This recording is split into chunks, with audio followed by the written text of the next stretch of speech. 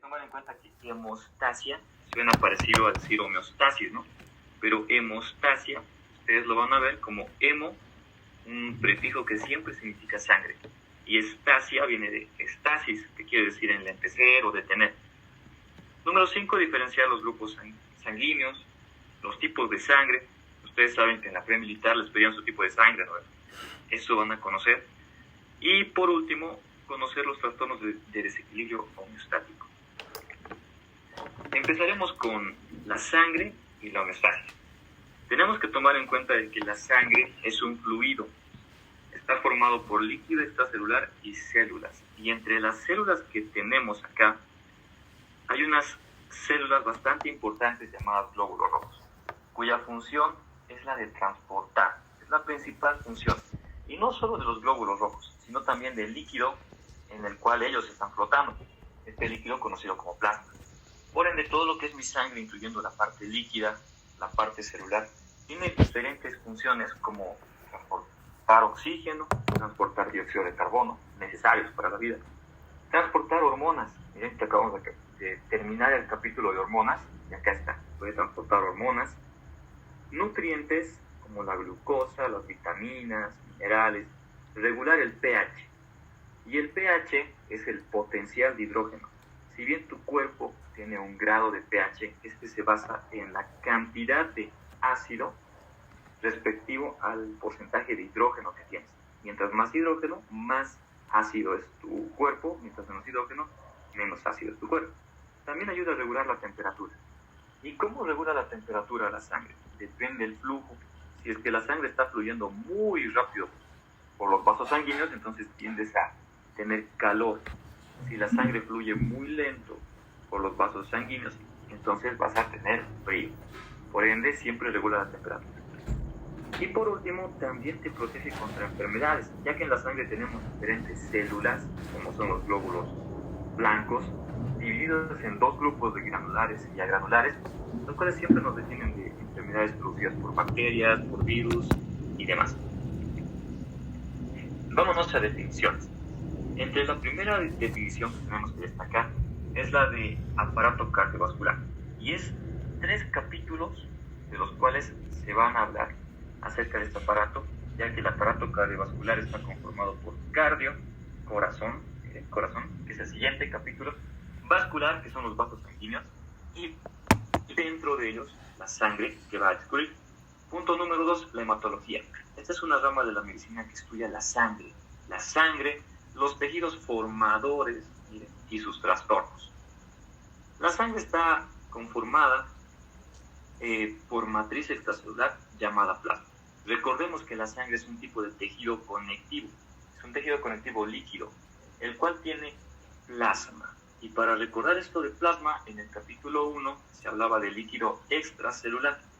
El líquido extracelular que existe en la sangre es el plasma, y en su interior se encuentran flotando y muy dispersas células, ya sean glóbulos rojos, glóbulos blancos y plaquetas, las cuales también son llamadas elementos formes o elementos corpusculares. Y acá tengo el líquido intersticial. Hay algo que debemos diferenciar. No es lo mismo decir sangre o plasma a decir el líquido intersticial. Si vemos la imagen de acá abajo, se puede observar un vaso sanguíneo. Miren, hay un vaso sanguíneo, hay unas células en rojo, que son los glóbulos rojos, y el líquido en el que están flotando es el plasma. Pero si yo quiero decir líquido intersticial, este líquido se encuentra rodeando a las células. Y tú dirás, pero es lo mismo. Aquí también está rodeando a las células y aquí también está rodeando. Sin embargo, se llama líquido intersticial al líquido fuera de las células que está entre células muy juntas entre ellas. Están muy próximas, son casi vecinas. ¿Cómo podemos darnos cuenta de este líquido intersticial? Se encuentra en tejidos. Miren, en tejidos. Bien, una vez entendiendo eso, hay que tomar en cuenta que los productos que van de la sangre tienen que llegar al líquido intersticial y entrar a las células, o viceversa, de las células salir al líquido intersticial y retornar a la sangre. Como por ejemplo hablamos del oxígeno, el cual sigue esta primera flecha. El oxígeno viene de la sangre hacia el líquido intersticial y luego a la célula. Y el dióxido de carbono viene de las células al líquido intersticial y luego hacia la sangre. Tenemos las funciones de la sangre divididas en 3 grupos más importantes, una mejor organización. A ver, número 1, transporte. Es lo más importante que llevamos. Va a transportar oxígeno, nutrientes, hormonas, calor y etc. Okay. Número 2, la segunda función que tiene la sangre es la de regulación.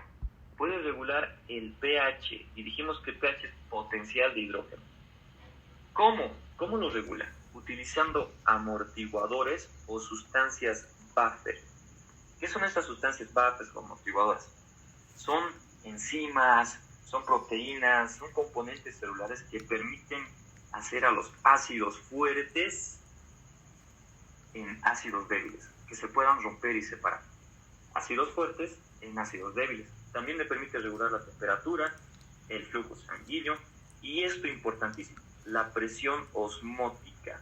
Esta presión osmótica es la fuerza, miren, presión, hay una fuerza para movilizar agua. Osmo viene de agua, acuérdense, osmo viene de agua. ¿Y qué tiene que ver esta presión osmótica?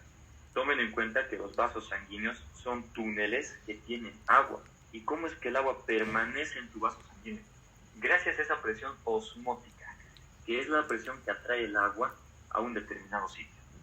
En nuestro ejemplo, queremos agua dentro de los vasos sanguíneos gracias a que existe una presión osmótica generada por las proteínas del plasma. Y punto número 3, la protección. Esto se ve más que todo en la coagulación y en el sistema inmunológico.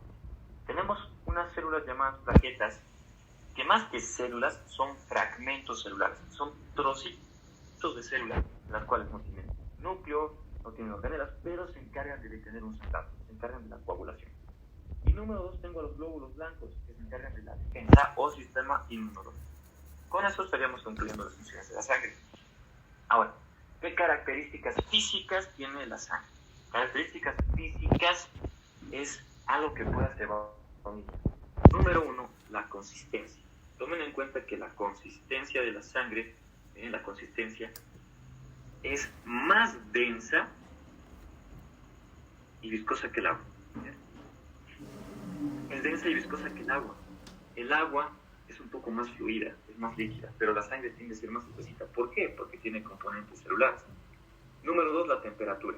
La temperatura tiene este valor, 38 grados centígrados.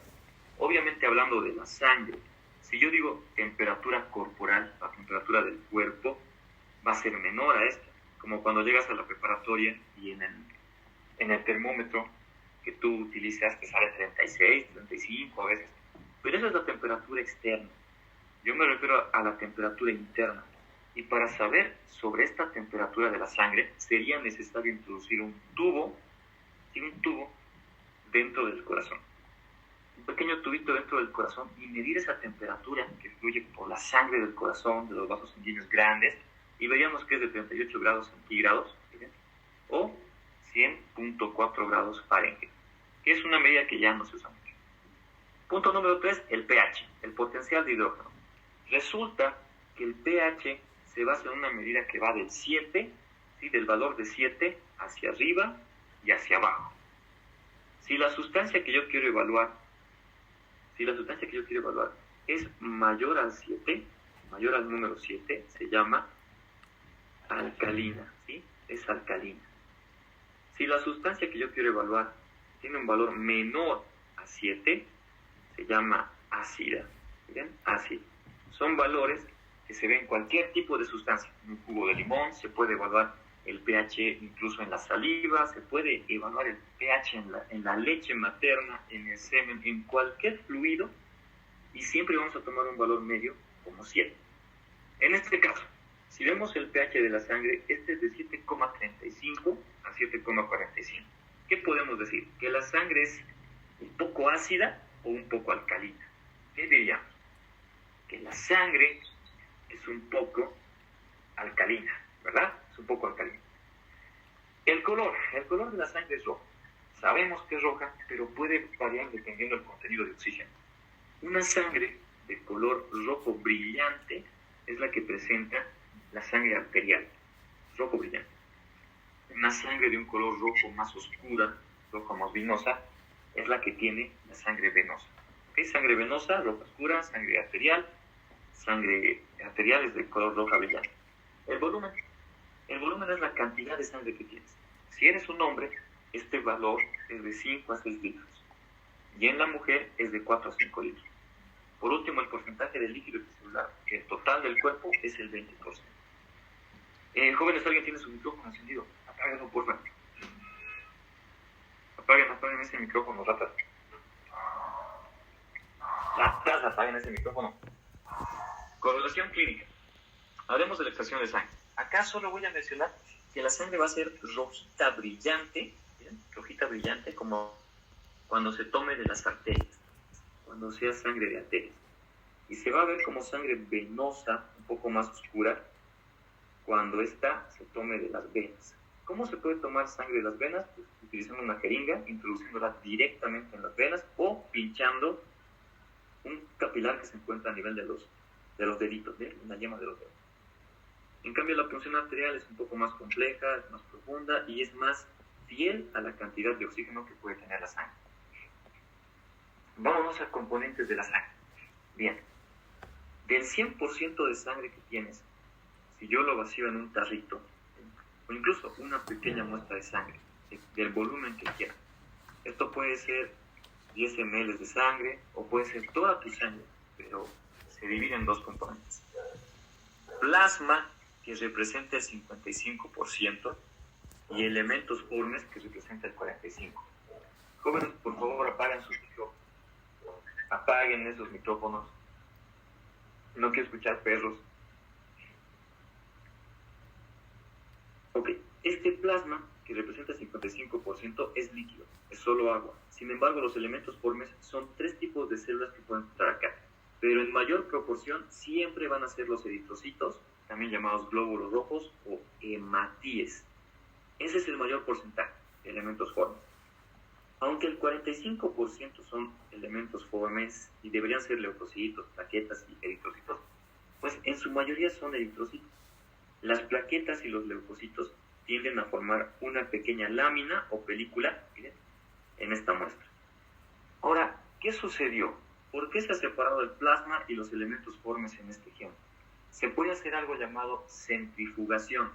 Se toma una muestra de sangre, se la mete en uno de estos tubitos y se las hace girar a revoluciones durante un determinado tiempo y los elementos formes se van hacia la base. Miren, se han ido a la base. Ahí están glóbulos rojos, plaquetas, leucocitos. Y el plasma se va hacia arriba.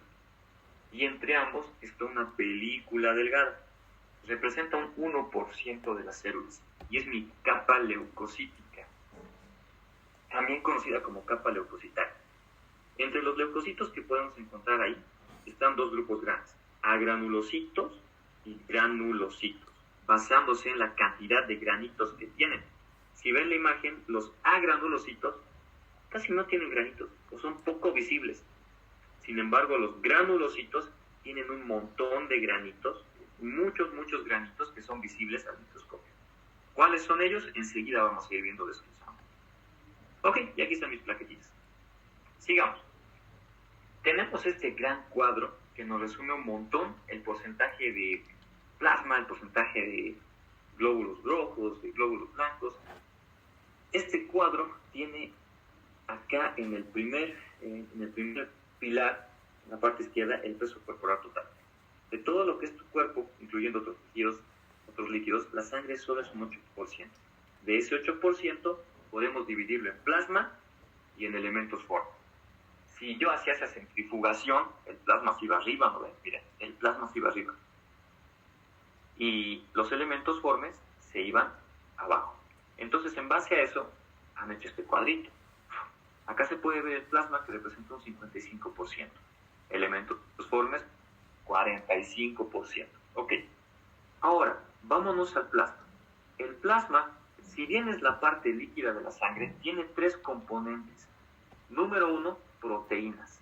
Las proteínas del plasma representan el 7% de su composición. 7%. Y estas proteínas son las encargadas de mantener la presión osmótica o presión coloidosmótica de la sangre. Sí, presión coloidosmótica o presión osmótica. Esa presión osmótica o presión coloidosmótica está dada por la albúmina, sobre todo por la albúmina, porque es una proteína que representa el 54%. El 38% de las proteínas es la globulina y el 7% es el fibrinógeno, dejándonos un 1% para demás proteínas. Ojo que estamos hablando de proteínas que circulan por la sangre, El segundo componente es el agua, el agua. El agua representa el 91.5% de este plasma. Ojo, si te estás confundiendo y dices, ¿por qué aquí es 91.5 si aquí era 55? Estoy hablando de ese 55 ahora, acá, como si fuera un 100%. De ese 55%, el 91 es agua. Y el 1.5% están otros solutos, como son electrolitos, nutrientes, gases, sustancias reguladoras y productos de desecho. Para verlos en mejor detalle, tenemos el cuadrito de su libro. Acá tengo las sustancias del plasma. ¿Bien? Es el cuadrito número 19.1 de su libro. Dice que aquí está el agua en un 91.5%.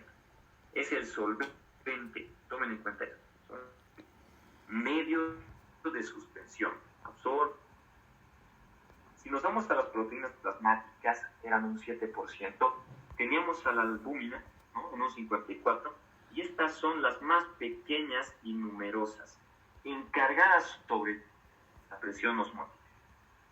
Obviamente, las demás proteínas también aportan a la presión osmótica, pero al ser la albúmina más abundante y representar ese 54%, es la principal encargada de la presión osmótica.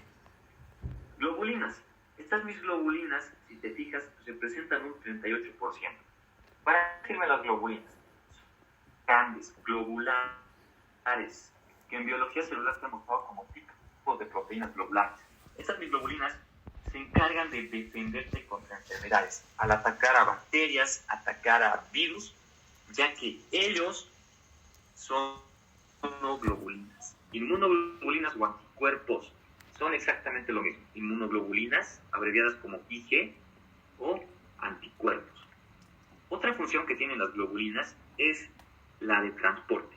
Tenemos globulinas alfa y globulinas beta que pueden transportar diferentes proteínas. Si recuerdas la clase del día del viernes, hablábamos de las hormonas tiroideas, y esas hormonas eran liposolubles, no podían mezclarse con el agua, y para ellas utilizábamos transportadoras. ¿Las recuerdan? Transportadoras. Una de ellas es la globulina. La globulina es una proteína transportadora de diferentes hormonas, ¿ok? Por último está el fibrinógeno, que representa ese miserable 7%, el cual es el encargado de la coagulación. El fibrinógeno es el encargado de la coagulación. Vámonos a otros solutos. Acá tengo electrolitos. Los electrolitos son cationes con cargas positivas como el sodio, el potasio, el magnesio, y aniones con cargas negativas como el cloro, el bicarbonato, etc. También se encargan de la presión osmótica, miren, presión osmótica. Nutrientes como son los aminoácidos, ácidos grasos, glucosa, el glicerol y diferentes vitaminas que van a circular por la sangre. Sus funciones van a ser desarrollar a las células, permitir su crecimiento y mejorar las funciones celulares. Gases. Entre los gases que circulan en la sangre, los más importantes son el oxígeno, obviamente, el cual es necesario para poder subsistir, y el dióxido de carbono, que es lo contrario, es un desecho que tiene que ser eliminado. También el nitrógeno puede ser encontrado a nivel de la sangre, y las funciones de ellas son muy diversas. Sustancias reguladoras, que pueden ser enzimas, ya saben, la enzima es una proteína que puede acelerar procesos. Hormonas, como las que vimos el día viernes. Vitaminas, como las vitaminas A, B, C, estas que se encargan del metabolismo. Y por último, productos de desecho. Y esto es importante. Esto fue pregunta de examen del año pasado, no me equivoco. Entre los productos de desecho que tiene la sangre están la urea, el ácido úrico, que ellos vienen del metabolismo de nucleótidos, ¿sí? De nucleótidos. Vienen del metabolismo de las purinas.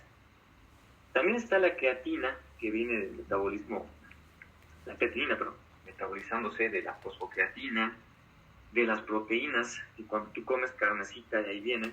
La bilirrubina, que es un pigmento que también es un producto de desecho que viaja por la sangre. El amoníaco, ¿miren? Ok, y son productos de metabolismo para excretar. Repito, urea, ácido úrico, creatinina, bilirrubina y amoníaco. Bien, eso respecto al primer grupo de componentes en el plasma. Ahora vámonos a los elementos corpusculares. Entre los elementos corpusculares, ¿bien? P45, perdón, un segundo. Denme un segundito, chicos. Ok, ¿sigue la presentación? ¿Alguien me puede responder? Sí, doctor. Ya. Súper, seguimos entonces. Vamos con los componentes celulares, los elementos corpusculares. Acá están. Entre los elementos corpusculares tenemos a las plaquetas, tenemos los glóbulos blancos y los glóbulos rojos. Pero en este sector ya no están medidos en porcentaje, están medidos en una unidad, en una medida llamada microlitro. Este microlitro también se puede decir que es 1 milímetro cúbico. Es una medida. Es más pequeño que una gotita. Mucho más pequeño que una gotita. En ese microlitro, imagínense, una muy pequeña parte de una gotita de sangre. Muy pequeña parte de una gota de sangre. Tenemos esta cantidad de plaquetas. Entre 50,000 a 400,000 plaquetas en un microlitro o milímetro cúbico. Glóbulos blancos entre 5,000 a 10,000 y los glóbulos rojos, fíjense que son entre 4.8 hasta 5.4 millones, son demasiados. Es por eso que la sangre se ve de color roja, porque predomina demasiado el glóbulo rojo. Ahora, hablemos de los glóbulos blancos. Una vez que tengo a los glóbulos blancos medidos, estos pueden ser divididos en 5 grupos. Ahora, estos 5 grupos van a estar medidos en porcentajes. Tengo los neutrófilos que se presentan en 60 al 70%. De memoria, chicos, 60 al 70%. Los linfocitos que se presentan en 20 al 25%. 20 al 25%. Los monocitos que se presentan en 3 al 8%. 3 al 8%. Tengo los eosinófilos que representan el 2 al 4% y los basófilos de 0.5 a 1.0. ¿Qué tengo que hacer? Memorizar estos datos y usar los más importantes primero. Por ejemplo, los más abundantes son los neutrófilos. Sí o sí, son los neutrófilos. Mis neutrófilos son los más abundantes. Entonces, 60-70. Le siguen los linfocitos. 20 a 25. Y es que los neutrófilos te defienden contra bacterias y los linfocitos te defienden contra virus, para que no te olvides. 60-70 neutrófilos, linfocitos 20-25. Y este otro más te puedo ayudar. Basófilos. Los basófilos son los más escasos, son poquitos basófilos. ¿Y cómo me puedo acordar? Los basófilos son una basofia, son muy poquitos, son tan poquitos que son una basofia. 0.5 a 1 basófilo, ¿sí? 1%. Ok. ¿Qué más tengo acá? Hay un dato interesante y algunos estudiantes me preguntaban sobre él. Y es que las plaquetas no tienen núcleo. ¿Sí? No tienen núcleo. Las plaquetas son células anucleadas. Estas mis plaquetitas son anucleadas. Y el libro dice que las plaquetas son el equivalente funcional a los trombocitos. Obviamente que plaquetas también se llaman trombocitos, pero los trombocitos son células nucleadas, también nucleadas, en vertebrados inferiores. Se refiere a que tu gato tiene trombocitos que tienen la misma función que los nuestros, pero el de tu gato tiene núcleo, ¿sí? Esos trombocitos tienen núcleo si son en vertebrados inferiores. Sigamos. Viene acá la pregunta. ¿Qué es el hematocrito? Hemato viene de sangre. Siempre que veas hemato o la palabra hemo es sangre. Y crito podemos decir que es como una cantidad, un porcentaje, una medida. El hematocrito es el porcentaje de volumen sanguíneo total ocupado por glóbulos rojos. Es decir, de toda la sangre que tienes, la cantidad que solo es glóbulos rojos es espermatocrito. Y si yo tomo una muestra de sangre, miren, la pongo en un frasquito, la centrifugo, le hago dar vueltitas, muchas vueltitas, puedo separar sus componentes en plasma y hematocrito. Ahí está, ¿se entiende? El hematocrito son glóbulos rojos, 40% aproximadamente el hematocrito y el plasma 60% acá, en este ejemplo. Pero tenemos que saber que si este fuera el caso, ahí decimos que el hematocrito de 40 significa que el 40% de la sangre que está en ese frasco son glóbulos rojos. ¿Entienden? Glóbulos rojos.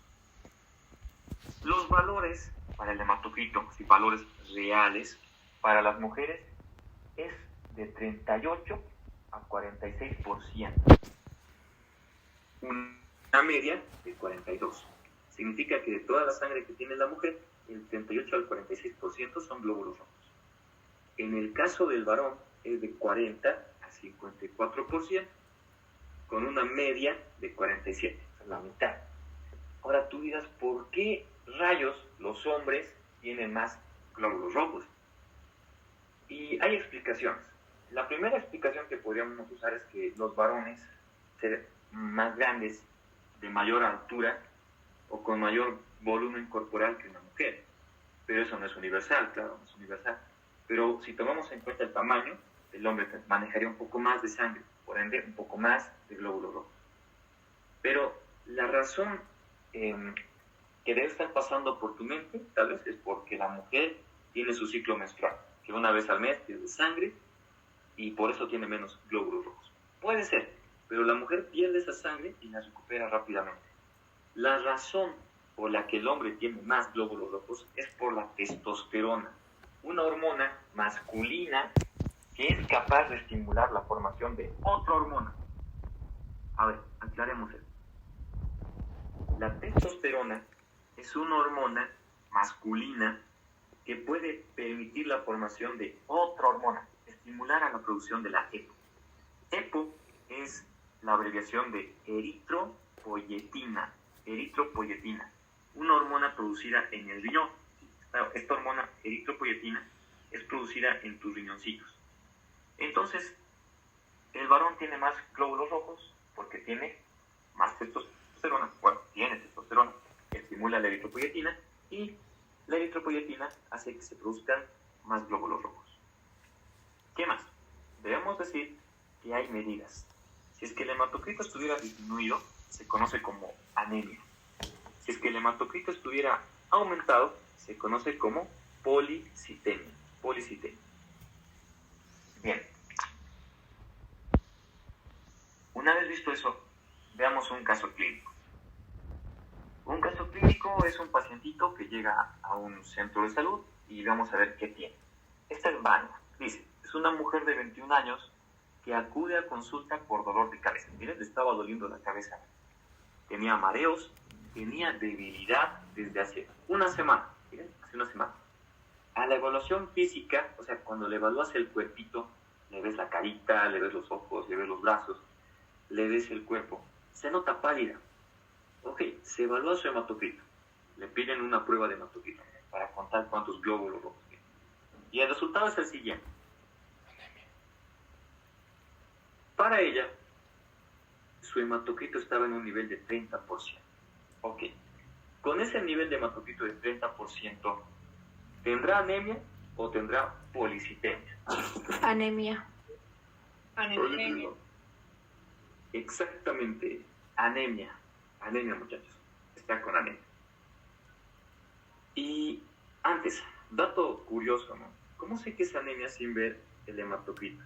Tú has debido tener anemia y mira, dolor de cabeza, mareos, debilidad. Lo típico para tener anemia. ¿Y por qué tiene dolor de cabeza? ¿Por qué tiene mareos? ¿Por qué tiene debilidad? Porque le faltan glóbulos rojos encargados de transportar oxígeno. Y si no le llega oxígeno a tu cabeza, donde está tu cerebro, entonces vas a tener dolor de cabeza, vas a tener mareos. Ok, sigamos. Se puede hablar un montón de cosas respecto a esto. Este es José. Varón de 48 años acude a consulta por dolor de cabeza. Otro con dolor de cabeza. Tiene zumbido en los oídos. Tiene zumbido. Le zumba los oídos. Tiene mareo.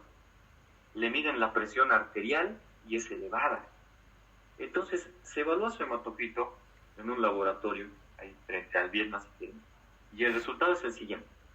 Su hematocrito es de 62. Para ser varón, ¿cómo se encuentra? ¿Disminuido o aumentado? Aumentado. ¿Verdad? Entonces, ¿de qué estamos hablando? ¿De anemia o policitemia? Policitemia. De policitemia. Ok. Bien, no se vayan a olvidar esos datos, chicos, importantes. Van a entrar en su examen. Cuidado, les pregunten el martes o el miércoles en el parcial. Ahí está. Vamos más adelante. Hablemos ahora de la formación de células sanguíneas. Tengo un término, el cual es hematopoiesis. Si yo digo hemato, donde sea, hemato quiere decir sangre, y poiesis es formación, originar. Entonces, es el proceso por el cual se desarrollan los elementos formes de la sangre. Hemato es sangre. No estoy especificando si son glóbulos rojos o si son glóbulos blancos. Hemato es sangre. ¿Dónde se realiza la hematopoiesis? Bueno, depende de la edad, depende de la etapa de vida, porque resulta que cuando tú eras un embrión, la hematopoiesis sucedía en el saco uterino. Cuando tú eras un feto, sucedía en el hígado, miren, en el hígado, y luego pasa al vaso, luego se pasa al timo esa función, y luego a los nódulos linfáticos. Esto sucede en los primeros 6 meses de vida. Miren qué feto, vaso, timo, nódulos linfáticos, para que 3 meses antes de nacer, el sitio predilecto para la formación de células sanguíneas sea la médula ósea roja. ¿Miren? Médula ósea roja, la cual se encuentra en huesos largos, ¿no? Por ejemplo, en las epífisis de mi fémur, como la imagen, o en el húmero, también se puede encontrar en la cadera, en el esternón, en la parte que tu libro dice en la cintura pélvica y en la zona pectoral. Se refiere al esternón, ¿sí? El esternón. Y esto va a ser hasta que mueras. Pero resulta que cuando tú estabas aún a punto de nacer, 3 meses antes de nacer, nacido, solo tenías médula ósea roja. No había médula ósea amarilla, solo había roja. A medida que vas creciendo se va formando la médula ósea amarilla.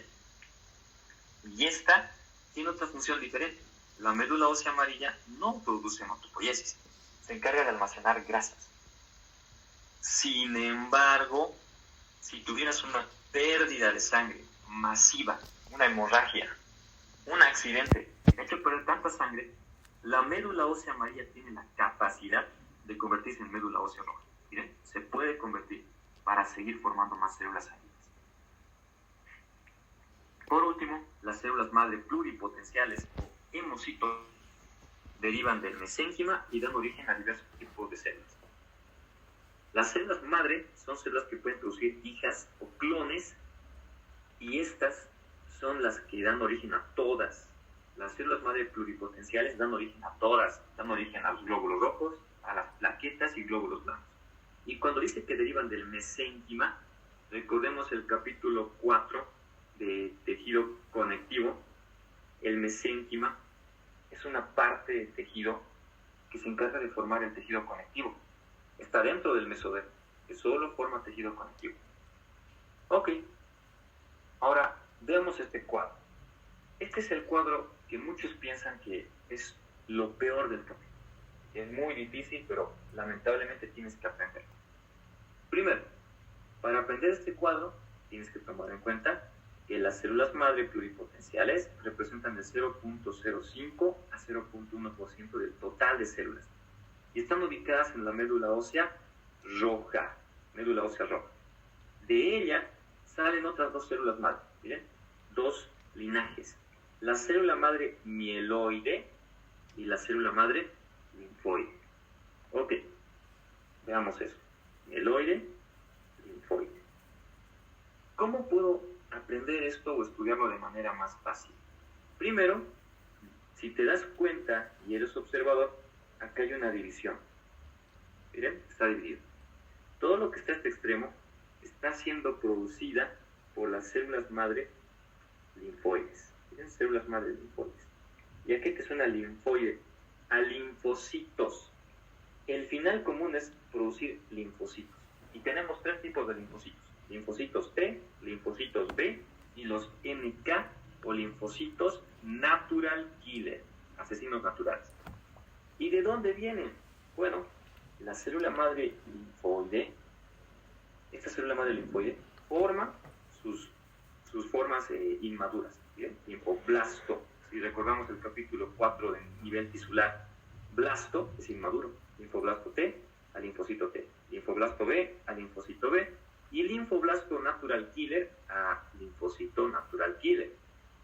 La característica es que los linfocitos pueden seguir dividiéndose una vez que ya están acá, ¿sí? Una vez que ya se han formado, ellos pueden seguir dividiéndose. Y aquí hay un clásico, el linfocito B, que también lo puedo llamar célula B, ojo, cuidado, célula B, se puede especializar aún más y transformarse en un plasmocito. ¿Qué es un plasmocito? El plasmocito es una célula encargada de producir anticuerpos. Es lo mismo a decir inmunoglobulinas. Inmunoglobulinas.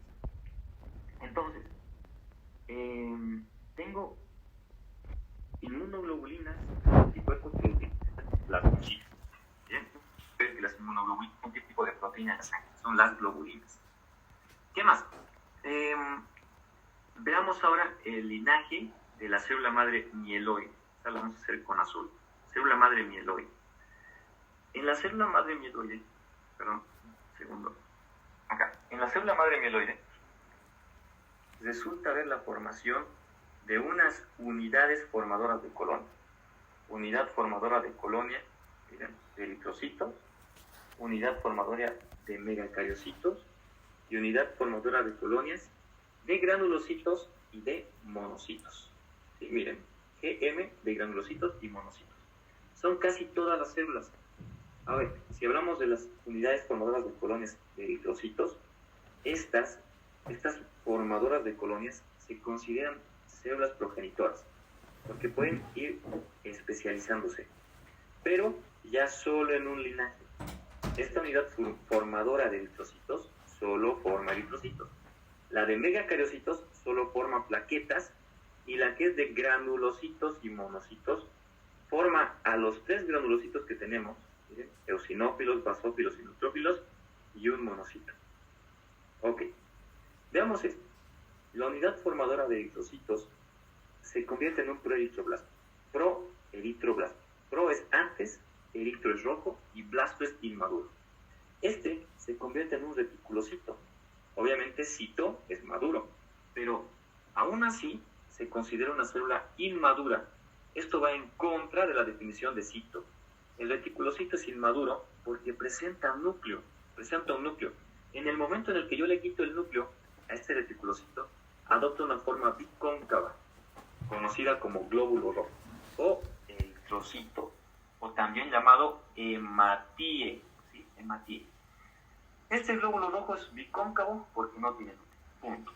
Vámonos a la unidad formadora de megacariocitos. De acá sale el megacardioblasto, una célula gigantesca, blasto, inmadura, la cual empieza a crecer y se convierte en un megacariocito y sigue siendo inmadura, aunque acabe en cito. Estas dos son excepciones.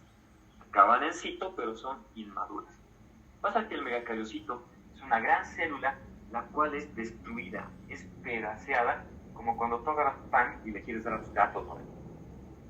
¿Ves al pan? Exactamente igual. Empiezo a pedacear la célula con pedazos de núcleos o de citoplasma y formo plaquetas, también llamados trombocitos. Ahí está. Y la última unidad formadora de colonias de granulocitos y monocitos forma a los diferentes tipos de glóbulos blancos. Y todos ellos tienen mieloblasto, miren, en la parte inicial de su nombre. Mieloblasto eosinófilo, mieloblasto basófilo y mieloblasto, solo mieloblasto. Esos son los granulocitos, porque se van a diferenciar en eosinófilo, basófilo y neutrófilo. Y el último es el monoblasto, el cual, el monoblasto, miren, se va a convertir en monocito. Y este monocito es una célula chiquita que cuando entra en contacto con algún agente infeccioso, una bacteria o un virus, se puede transformar en un macrófago. Miren, en un macrófago. Bien, para terminar, hay una célula que viene de la célula madre mieloide, pero no va a circular por la sangre. Esta es el mastocito. El mastocito son células tisulares que se encuentran dentro del tejido conectivo. Tejido conectivo. Sí, tejido conectivo. Bien, ese sería el resumen de todas las células que se pueden formar a partir de una célula madre pluripotencial. Traten de memorizarlas, traten de aprenderlas y aprovechen esta imagen en algo interesante. Acá se puede ver que el basófilo es azul. El basófilo es azul. De hecho, de ahí viene su nombre. Basófilo viene de basofilia. Se pinta con colores basófilos. Eosinófilo se llama así porque tiene afinidad por colorantes rojos. Algo conocido como eosinofilia. Miren, se atrae por colorantes rojos, aunque se ve medio naranja, ¿no? Y el neutro significa que no se atrae por un colorante ni azul ni rojo. Se pinta de un color rosa pálido. Acá tengo la extracción de la médula ósea, la cual utilizamos para reemplazar. Ya podemos sacar médula ósea de la cadera y donarlo a una persona que la necesite. Una persona que esté pasando por un cáncer u otras enfermedades. Ya hablando de los factores de crecimiento hematopoyético, acá tenemos que hablar de la eritropoyetina. Les comentaba hace un momento que la eritropoyetina está siendo estimulada por la testosterona en el varón. Y esta mieritropoyetina es producida por los riñones. Cuidado chicos, riñones. La eritropoyetina es producida por los riñones. Esta eritropoyetina tiene la función de formar glóbulos rojos. Su mismo nombre te lo está diciendo. Eritro viene de eritrocito. Poyetina viene de formadora, formación. Eritropoyetina es una hormona formadora de glóbulos rojos. También tenemos otra hormona que viene del hígado. Esta se llama trombopoyetina. Entonces, ¿qué forma que se llama trombopoyetina? Forma trombocitos o plaquetas derivadas del macrófago o del megacardioblasto, del megacardioblasto a megacariocito, para formar plaquetas. Y también tengo las citocinas. Tomen en cuenta que tiene que haber algún factor de crecimiento para estimular la formación de colonias o incluso pueden haber interleucinas, las cuales me permiten, estas interleucinas, me permiten estimular la formación de glóbulos blancos. Glóbulos blancos. Otro día en clase, interleucina 2, interleucina 2, un mediador de inflamación. Usos clínicos de factores de crecimiento hematopoyéticos. Bueno, tomen en cuenta que si te faltan glóbulos rojos, ¿cómo puedo responder a eso? Bueno, puedes ponerte más glóbulos rojos o darle a esta persona un factor de crecimiento, una hormona. Se le puede dar una hormona, la eritropoyetina, para que pueda aumentar la cantidad de glóbulos rojos. Si a esta persona le falta algún tipo de glóbulo blanco, se puede conseguir de forma estimulantes, de formadores de colonia. Si le faltan plaquetas, también se le puede poner trombopoyetina como medicamento, miren. Bien, ahora vamos a hablar de los eritrocitos o glóbulos rojos. Eritrocitos, porque eritro es rojo, tiene un valor normal entre 4.8 a 5.4 millones de glóbulos rojos en cantidad en un microlitro o milímetro cúbico. Y debemos decir que el rojo, miren, tiene una forma de disco que tiene un diámetro de 7 a 8 micras. Y si le hago un corte, pareciera estar hundido, aplastado. Eso se conoce como bicóncavo, ¿no? Biconcavidad, dos concavidades. ¿Y por qué es bicóncavo este mi glóbulo rojo? Porque le hemos quitado el núcleo. ¿Qué debemos saber? Que cada glóbulo rojo que tú tienes, hablando ahora de la fisiología, cada glóbulo rojo que tienes, contiene aproximadamente 280 millones de moléculas de hemoglobina. Este glóbulo rojo, ¿sí? Un glóbulo rojo, tiene 280 millones de moléculas de hemoglobina. O sea, que tiene 280 millones de esta molécula que estamos viendo acá, la cual está formada por cadenas, miren, 1, 2, 3, 4 cadenas. Tiene 4 cadenas polipeptídicas, 2 alfa y 2 beta, llamadas globinas, alfa globinas y beta globinas. Las alfa globinas y las beta globinas, así separadas en pasitos, cada una presenta en su centro algo como un platillo volador. ¿Notan ese platillo volador? Es la parte hemo. Ok, ¿qué me estás diciendo? Que la hemoglobina tiene dos componentes, la parte globina y la parte hemo. La parte globina son cadenas polipeptídicas, punto. El hemo es como un platillo volador, y si este hemo yo lo agarro de acá y lo muestro en grande, se puede apreciar que en el centro hay una pepita roja con una semicircunferencia en fe, ¿no? Fe, como ustedes, tienen que tener fe para su examen. Esa fe significa hierro, ¿sí? Hierro. Entonces hay una molécula de hierro, ¿sí? De hierro dentro del grupo hemo. Este es el grupo hemo. Es el que le da el color, ¿sí? Pigmento hemo. Es la parte roja del glóbulo rojo. La hemoglobina es la parte proteica. ¿Y para qué me sirve la parte hemo? La parte hemo, al tener hierro, hace que el hierro atraiga oxígeno. Una molécula de oxígeno se puede unir al hierro de cada hemoglobina.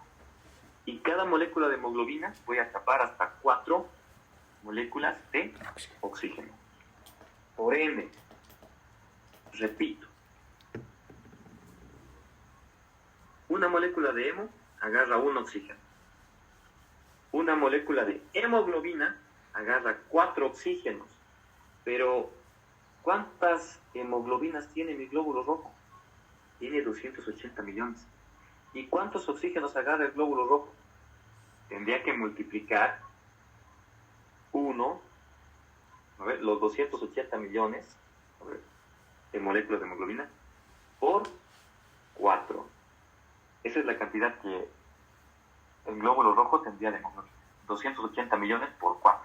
Porque acuérdense que hay 280 millones de estas moléculas dentro del glóbulo rojo y cada una atrapa 4 oxígenos. Entonces, ¿a qué me voy? Cuidado en tu pregunta de examen que pongan un glóbulo rojo atrapa 4 moléculas de oxígeno. Falso, ultra falso. Cuidado. Sí, cuidado. Espero que se me entienda. Sigamos avanzando. Si yo veo acá, hay algo interesante, y es que el pulmoncito, los pulmones, tienen una zona llamada alveolo. Aquí está mi alveolo. ¿Sí? Alveolo. Es como un foco, ¿no? Mi alveolo, es como un foco. Mi alveolo está metiendo aire del exterior rico en oxígeno, y está sacando aire hacia afuera con dióxido de carbono. Por ende, los pulmones me sirven para transportar estos gases, y el oxígeno va a ingresar hacia la sangre para introducirse en la hemoglobina del cuerpo. Y esta sangre, que tiene mucho oxígeno, se conoce como sangre oxigenada, la cual se dirige a los tejidos. El oxígeno está unido a la hemoglobina, exactamente a la porción del hierro del grupo hemo. Sin embargo, al otro extremo, cierto, tomamos en cuenta que cada molécula de hemoglobina atrapa 4 oxígenos.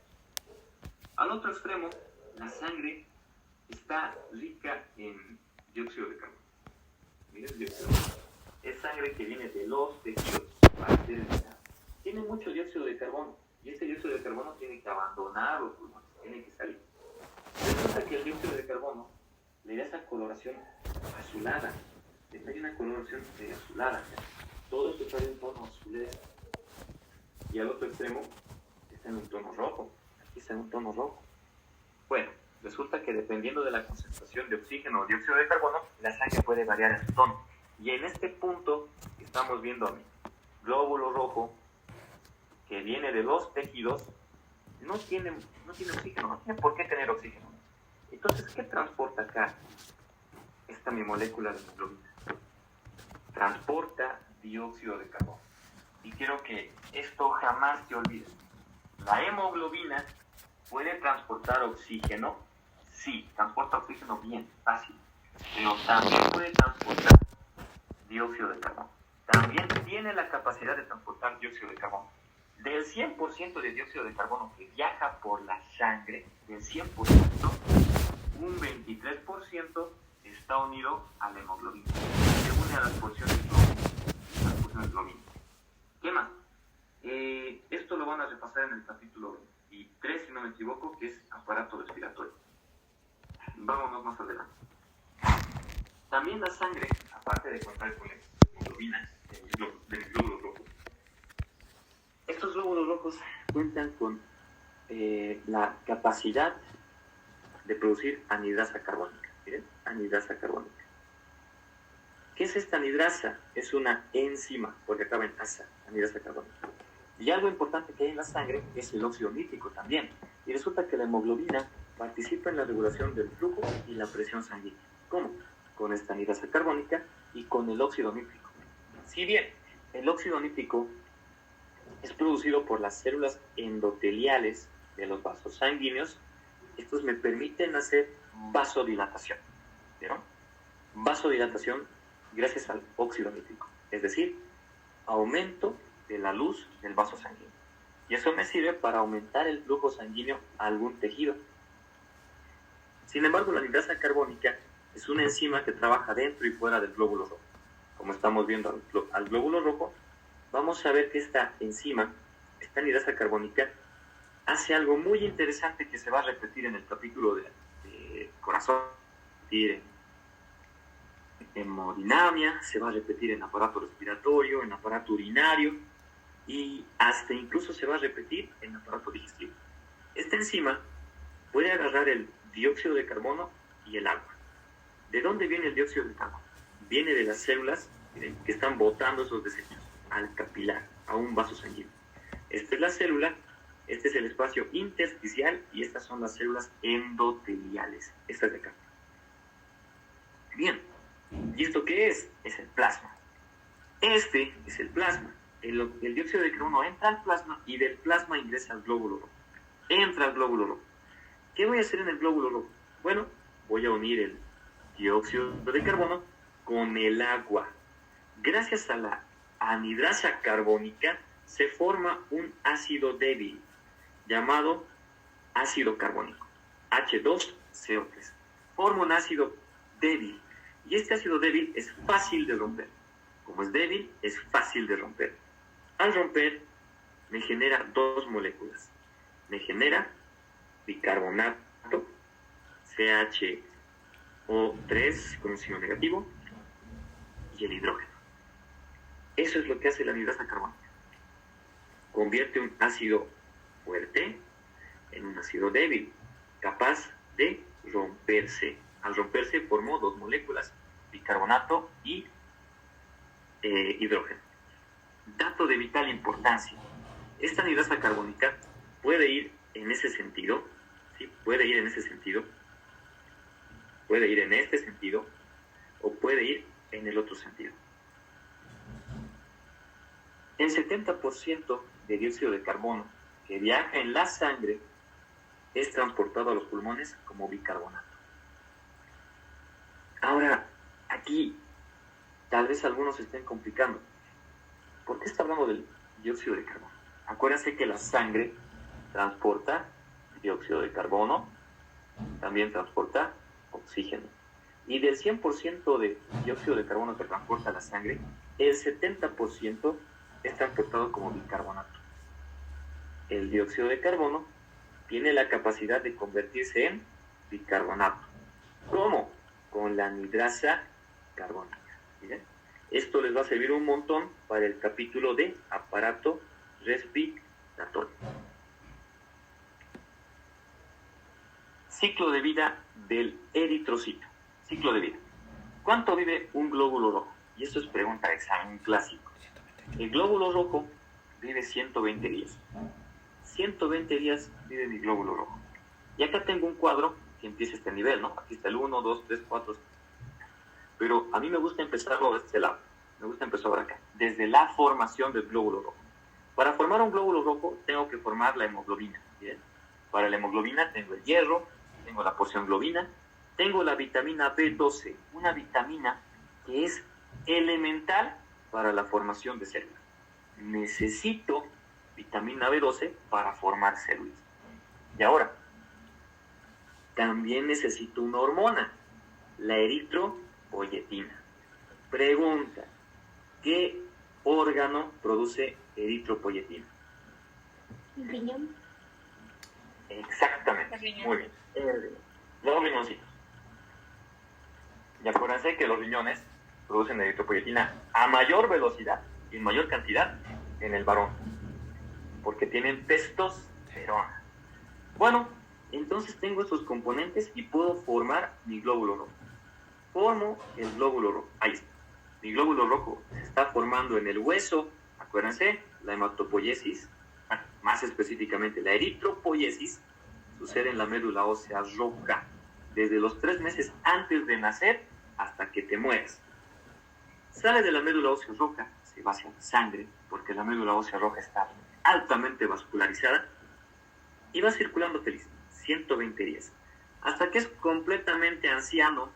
Mi glóbulo rojo, acuérdense que no tiene núcleo, le faltan organelas, y debido a que no tiene núcleo, no tiene la capacidad de producir proteínas que puedan regenerar su membrana plasmática. Como se debilita, va envejeciendo rápidamente, en 120 días los glóbulos rojos mueren. ¿Dónde mueren? Mueren cuando llegan a los capilares de los vasos, o del vaso. Es un órgano ubicado en el hipocondrio izquierdo. Y esto te va a servir un montón cuando leas sistema linfático para tu tercer examen. Dice que el vaso es una estación de destrucción para células envejecidas y también bacterias, pero acá estamos hablando de células viejitas, de glóbulos rojos viejitos. También se puede destruir en la misma médula ósea roja, o incluso en el hígado. Por ende, sitio de destrucción del glóbulo rojo es vaso, hígado y médula ósea roja. Cuidado con que sea pregunta de examen. Se destruye mi glóbulo rojo y el glóbulo rojo ni siquiera muerto puede descansar, porque lo van a reutilizar. Van a agarrar su porción globina y su porción hemo y las van a reciclar. La porción globina sabíamos que era una proteína, era una cadena polipeptídica. Esta se va a destruir, se va a realizar un metabolismo. Ahora, el metabolismo de la globina forma aminoácidos gracias a que estamos hablando del catabolismo, ¿no? Es un tipo de metabolismo que agarra una sustancia grande y la convierte en pequeña. Los aminoácidos van a ser reutilizados para sintetizar nuevamente proteínas, diferentes proteínas. ¿Y el grupo hemo qué hace? Este es más complejo. El hemo puede seguir 2 caminos. El hemo tiene la parte del pigmento, que es la biliverdina, verdina porque es verdecita, miren, y tiene la parte del grupo hierro. Ahí está. Y aquí viene otra pregunta de su examen.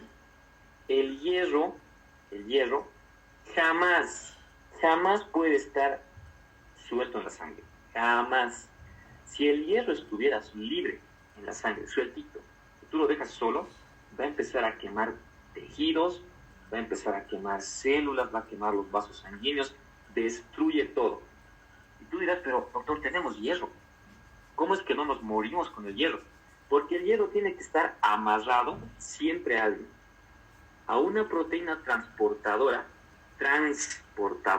¿sí? Como decir trans Copacabana, tenemos la transferrina. Es una proteína transportadora del hierro. La transferrina, no se olviden, transferrina, voy a aumentar sus llantitas, ¿sí? Transferrina. ¿Qué hace la transferrina? Este hierro reciclado lo voy a meter en el hígado. Ahí está, lo meto al hígado. ¿Para qué lo meto al hígado? Para tener un almacén de hierro. Necesito tener un almacén de hierro. Ese almacén de hierro se da ya que el hierro se va a unir ahora a la ferritina. Bien, aquí está un detalle que puede confundirte en tu momento de dar el examen. Hay dos proteínas acá mencionadas que trabajan con el hierro. Número 1 está la transferrina. Como su nombre dice, transferrina. Está transportando el hierro. No solo lo transporta al hígado, sino que también del hígado hacia otros tejidos. Pero transferrina. Y número 2, tengo otra proteína de almacenamiento llamada ferritina, ubicada en el hígado. Entonces tu pregunta de examen puede decir, la transferrina es una proteína que almacena hierro en el hígado. Y eso es completamente falso. O puede decir, la ferritina es una proteína transportadora del hierro. Falso, ultra falso. Sabemos que transferrina, es la que transporta, ¿sí? Transporta. Punto. Terminemos con la biliverdina. La biliverdina es un pigmento, ¿sí? Es la pigmentación que tiene este hemoglóbulo rojo. La biliverdina va a ser metabolizada y se va a convertir en bilirrubina. Y si recordamos la primera diapositiva que les he mostrado, o al menos de las primeras, dice que la bilirrubina es otro soluto que viaja por el plasma. La bilirrubina es un soluto que viaja por el plasma y puede llegar al hígado y ser metabolizado. La bilirrubina se metaboliza, pero eso lo van a ver en primer año de medicina, sobre todo en segundo año de medicina, cuando se vea fisiología. Y entonces les animo a probar chicocos si quieren saber más sobre eso.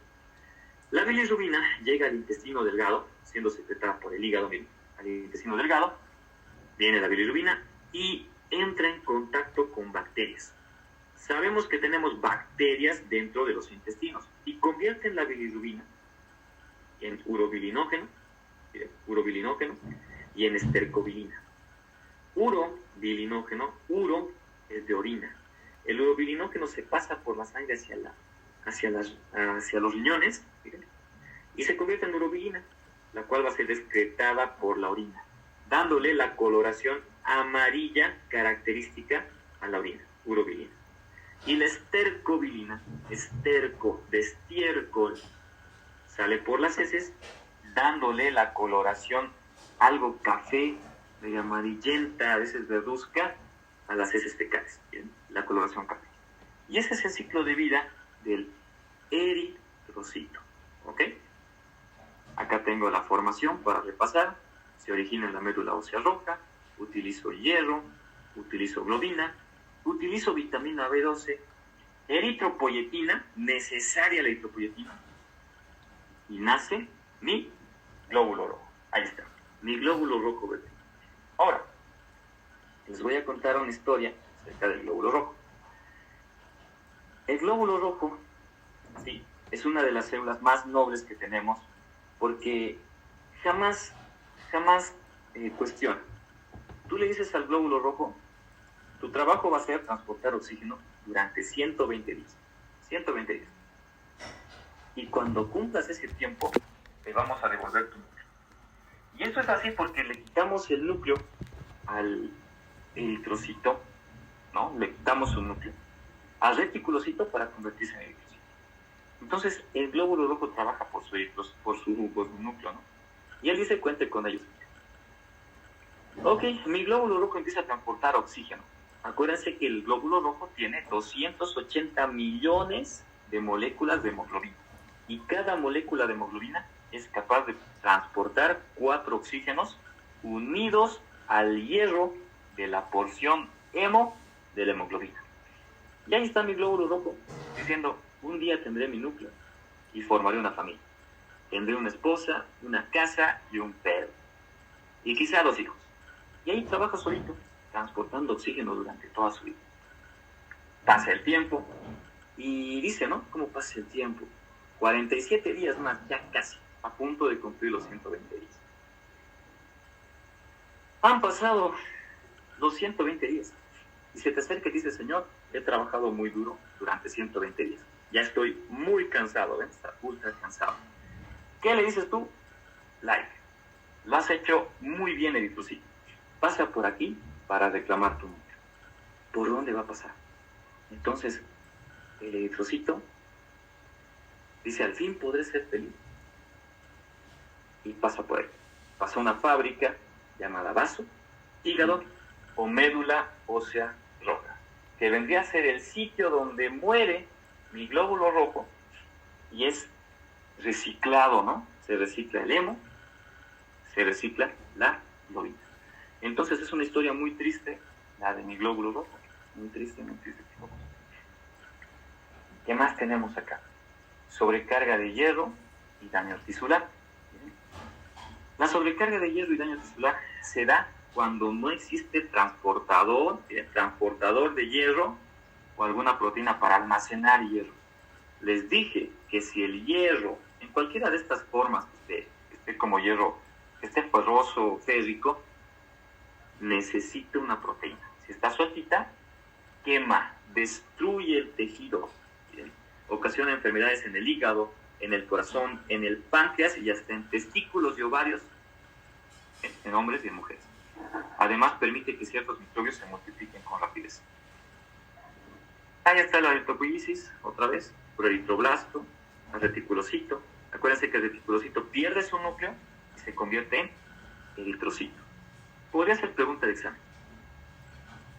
El reticulocito pierde su núcleo, ¿no? Pierde el núcleo y se torna en eritrocito, dándole la forma bicóncava característica.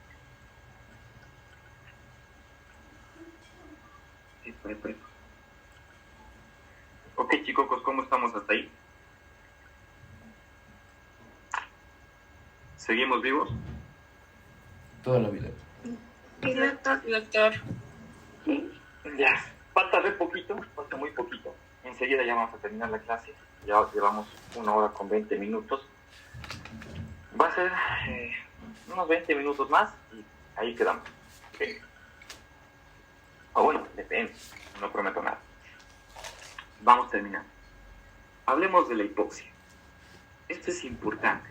Si entiendes esto de hipoxia, vas a entender muchas cositas en los demás capítulos. Hipoxia viene de hipo. Hipo es poco o debajo, disminuido, por debajo. Hipoxia, oxígeno. Si digo hipoxia, es deficiencia de oxígeno en la sangre, disminución del oxígeno en la sangre. ¿Qué más puedo decir? Que cuando el oxígeno está disminuido en sangre, automáticamente los riñones dicen, pucha, este chato no tiene oxígeno. ¿Qué hacemos para aumentar la cantidad de oxígeno? No es que voy a producir oxígeno. El riñón va a producir eritropoyetina, la hormona encargada de producir glóbulos rojos. Produzco más glóbulos rojos tratando de compensar la disminución de oxígeno con más glóbulos rojos para atrapar más oxígeno. Para eso sirve la eritropoyetina. Si el oxígeno está disminuido, los riñones producen más eritropoyetina, se producen más glóbulos rojos y estos tratan de atrapar la mayor cantidad de oxígeno en el aire. Y esto se puede ver como ejemplo a las personas que viven en el Alto, en Potosí. Personas están en un ambiente donde hay poco oxígeno, ¿sí? Poco oxígeno. Están arriba, están en el Alto, a una altitud sobre el nivel del mar, pongamos de 4.000 metros, 4.000 metros en altitud sobre el nivel del mar. ¿Y estas personas cómo son? Son personas que tienen la carita roja. ¿Ha debido tener algún amiguito, compañero, que venía de La Paz, el Alto, el Potosí, Oruro, de un lugar bien alto, muy alto, muy alto, y tenía las chapitas, ¿no ven? Sus cachetitos rojos? ¿Por qué tiene los cachetitos rojos? Porque esta persona tuvo que formar más eritropoyetina para formar más glóbulos rojos y para hacer que el oxígeno aumente en la sangre. Porque resulta que mientras más alto se encuentra el lugar del nivel del mar, menos oxígeno hay. Entonces, ya fácil poner la pregunta y decir, ¿dónde hay más oxígeno? ¿Cochabamba o en La Paz? Obvio, Cochabamba. ¿Dónde hay más oxígeno? ¿Santa Cruz o La Paz? Obvio, Santa Cruz. Y de esa manera, pues, se ve cómo se puede regular la formación de glóbulos rojos influido por la disminución de oxígeno. Dato de vital importancia, en el bebé la eritropoiesis en respuesta al oxígeno bajo se da gracias al hígado. Porque en un bebé, miren, en ese bebecito, quien produce eritropoyetina en mayor porcentaje, o el principal productor de eritropoyetina, el hígado, sí, el hígado. Es el hígado el encargado de producir eritropoyetina. Solo en el bebé, ojo, solo en el bebé. Listo, ya casi concluyendo, chicos, ya casi terminando. Vamos a hablar de los glóbulos rojos, una pequeña introducción. Acerca de los glóbulos blancos, hay que mencionar que su valor normal, la cantidad que tienes de glóbulos blancos, es de 5.000 a 10.000. Jamás te olvides, 5.000 a 10.000 por microlitro o milímetro cúbico. Bien, entonces, se dividen en dos grupos, los granulares y los agranulares. Los granulares se llaman así porque tienen granitos visibles al microscopio. Tienen muchos granitos. Y los agranulares tienen granitos, pero son muy pequeños granitos, escasos y difícilmente perceptibles. De esa manera se ha clasificado a los granulocitos o granulares y a los agranulocitos o agranulares. ¿Cuáles son? Los granulocitos son 3. Bien, todos acaban en filo. Los granulares acaban en filo: neutrófilo, eosinófilo, basófilo. El neutrófilo, neutrófilo, recibe ese nombre porque neutro significa no. Es como que ninguno. No pinta ni rojo, no pinta ni azul. Es neutrófilo, es más rosado, miren, y tiene bastantes núcleos. El neutrófilo se caracteriza por tener entre 2 a 5 lóbulos conectados por hebras muy finas de una hilera, de un hilo de ADN. Sí, tiene entre 2 a 5 lóbulos. Mientras más envejece el glóbulo rojo, ¿sí?, más lóbulos tiene, más lóbulos. Y esto le da el nombre de polimorfonuclear, abreviado como PMN. Son polimorfonucleares. Muchas formas de nombre. ¿Qué más? Tenemos el eosinófilo. Notan que está medio rojo porque la eosina es un colorante rojo. Eosinófilo significa que tiene atracción por colorantes rojos. ¿Miren? Y este eosinófilo tiene 2 lóbulos más o menos. Se puede ver acá. 1, 2 lóbulos interconectados por material genético. Ahí está. Y el último es el basófilo. ¿Qué tenemos que saber del basófilo? Es una basofia. Representa el 0.1 al 1% de todos los glóbulos blancos y se tiñe de color azul. ¿Bien? Color azul. Porque los colorantes básicos son azules. Este mi basófilo es el más escaso. No se olviden eso, es el más escaso. Vámonos a granulares. Los agranulares son el linfocito y el monocito. Mi linfocito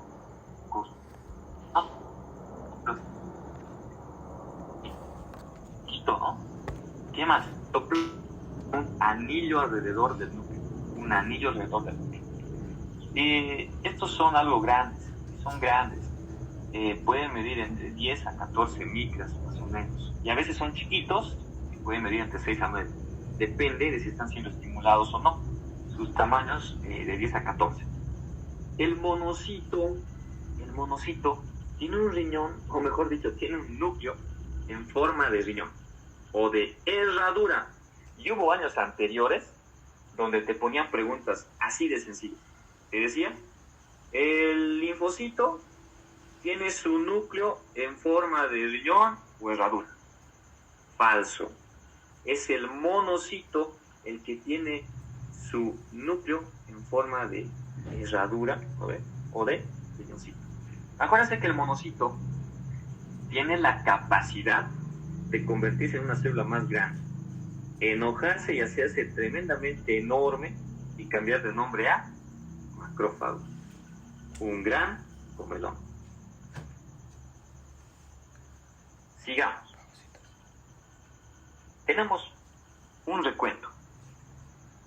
Algo interesante es que los glóbulos blancos manejan ese rango de 5.000 a 10.000 porque suelen morir rápido. los glóbulos blancos no viven mucho.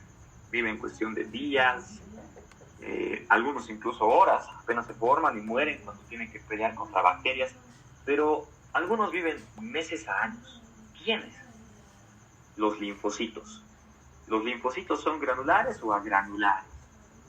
Agranulares. Estos misagranulares viven meses o años y la mayoría poco. Okay. Pero acuérdense, los que más viven son los linfocitos.